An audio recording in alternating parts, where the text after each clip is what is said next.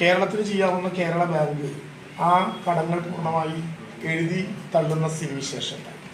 കേരളത്തിൻ്റെ കയ്യിൽ കൃത്യമായ കണക്കുണ്ട്.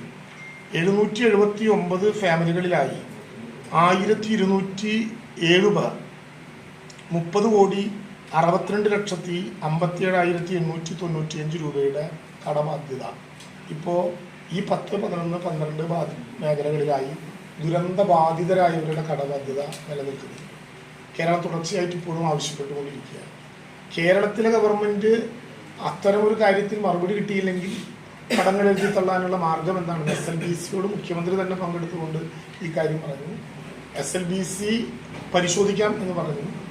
SLBCയിലെ തന്നെ പെട്ട ദേശസാൽകൃത ബാങ്കുകൾ കേന്ദ്ര ഗവൺമെൻറ് ഇങ്ങനെ പറഞ്ഞാൽ സൗകര്യമായി എന്ന് പറഞ്ഞു. നമ്മൾ പല വിധത്തിൽ അഭ്യർത്ഥിച്ചു. ഇപ്പോഴും ധനകാര്യമന്ത്രിയോട് ആവശ്യപ്പെട്ടിട്ടുണ്ട്. അത് കിട്ടിയാൽ കേവലം കടമെഴുതി തള്ളലല്ല അതിൻ്റെ പ്രശ്നം. കടമെഴുതി തള്ളാൻ വേണമെങ്കിൽ മറ്റു ചില മാർഗങ്ങൾ കൂടി നമ്മൾ നോക്കുന്നുണ്ട്. മറ്റുള്ളവരെ കൂടി ഉൾപ്പെടുത്തിയോ സർക്കാർ ഇടപെട്ടോ, പക്ഷെ അപ്പോഴും സിബിൽ സ്കോർ ബാക്കി നിൽക്കും.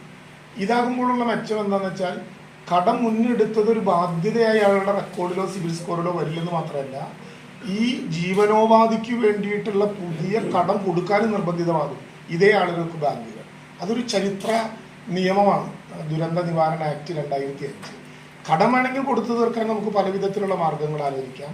പക്ഷേ അതിനേക്കാൾ പ്രധാനം ഇത്തരമൊരു പരിശ്രമത്തിൽ ഏർപ്പെട്ടാൽ, ഇത്തരമൊരു സംവിധാനത്തിൽപ്പെട്ടാൽ സിബിൽ സ്കോർ ഇല്ലാതെ പുതിയ കടങ്ങൾ, പുതിയ വായ്പകൾ എടുക്കാൻ കഴിയുന്ന അവസരം ഉണ്ടാകും എന്നുള്ളതാണ് ഏറ്റവും പ്രശ്നം.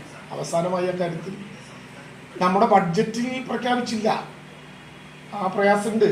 ഇതിനെയൊന്നും പരാമർശിച്ചില്ല. ഒരു തുള്ളി കണ്ണീര് പൊടിഞ്ഞില്ല ആ വരികളിൽ എവിടെയും. പോട്ടെ,